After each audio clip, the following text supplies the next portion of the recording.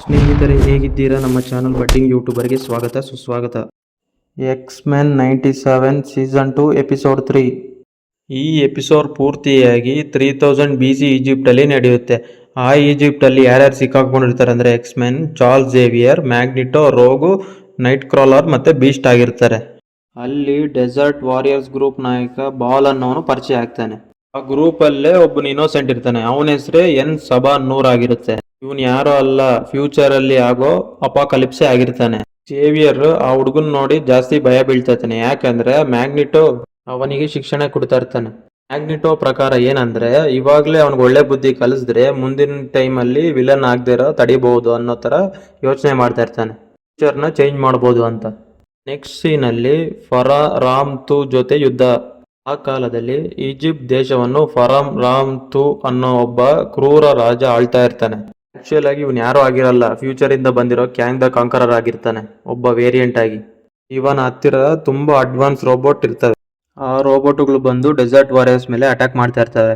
ಆ ಅಟ್ಯಾಕ್ ಮಾಡೋ ಟೈಮಲ್ಲಿ ಸಬಾ-ನೂರ್ ಶತ್ರು ಸೈನ್ಯದ ಜನರಲ್ ಆದ ಲೋಗೋಸ್ ನನ್ನು ಸೋಲಿಸ್ತಾನೆ.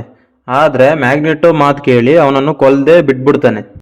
ಆ ಟೈಮಲ್ಲಿರೋ ಎಕ್ಸ್-ಮೆನ್ ಏನ್ ಮಾಡ್ತಾರೆ ಅಂದ್ರೆ, ಶತ್ರುಗಳ ರೋಬೋಟ್ಗಳನ್ನು ತಗೊಂಡು ಆ ಪಾರ್ಟ್ಸ್ ಕಲೆಕ್ಟ್ ಮಾಡಿ ವಾಪಸ್ ತಮ್ಮ 90s ಕಾಲಕ್ಕೆ ಹೋಗೋಕೆ ಒಂದು ಟೈಮ್ ಮೆಷಿನ್ ಬಿಲ್ಡ್ ಮಾಡ್ತಾ ಇರ್ತಾರೆ.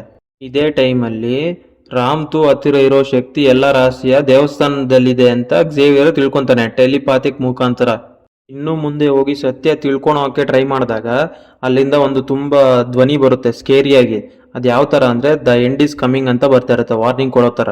ಇದಾದ್ಮೇಲೆ ನೂರ್ಗೆ ಎಕ್ಸ್-ಮೆನ್ ಹತ್ತಿರ ಇರೋ ಅಡ್ವಾನ್ಸ್ ಟೆಕ್ನಾಲಜಿ ನೋಡಿ ಅವನು ಮೋಸ ಆಗಿದ್ದಾನೆ ಅಂತ ತಿಳ್ಕೊಂತಾನೆ. ಅದು ಅವನ ಹತ್ರ ಇಂದ ಮುಚ್ಚಿಟ್ಟಿದ್ದಾರೆ ಅಂತ ಅವನು ತಿಳ್ಕೊಂತಾನೆ. ಅದು ಅವ್ನಿಗೆ ಗೊತ್ತಾಗ್ಬಿಡುತ್ತೆ, ಇವರು ನನಗೆ ದ್ರೋಹ ಮಾಡಿದ್ದಾರೆ ಎಂದು ಅನ್ಕೊಂತಾನೆ. ಅದಾದ್ಮೇಲೆ ಅವನಿಗೆ ವಿಪರೀತವಾಗಿ ಕೋಪ ಬಂದು ತಕ್ಷಣನೇ ಜನರಲ್ ಲೋಗೋಸ್ ತಲೆಯನ್ನು ಕತ್ತರಿಸಾಕ್ತಾನೆ. ಕ್ಲೈಮ್ಯಾಕ್ಸ್ ಅಲ್ಲಿ ಇದೇ ಒಂದು ದೊಡ್ಡ ಟ್ವಿಸ್ಟ್ ಆಗಿರುತ್ತೆ.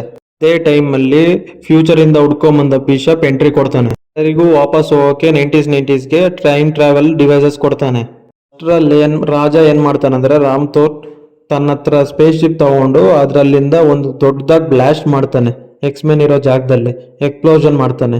ಅಲ್ಲಿಗೆ ಎಪಿಸೋಡ್ ಮುಗಿತಾ ಬರುತ್ತೆ. ನೆಕ್ಸ್ಟ್ ಏನು ಅಂತ ಸಸ್ಪೆನ್ಸ್ ಅಲ್ಲಿಗೆ ಬಿಟ್ಬಿಡ್ತಾರೆ.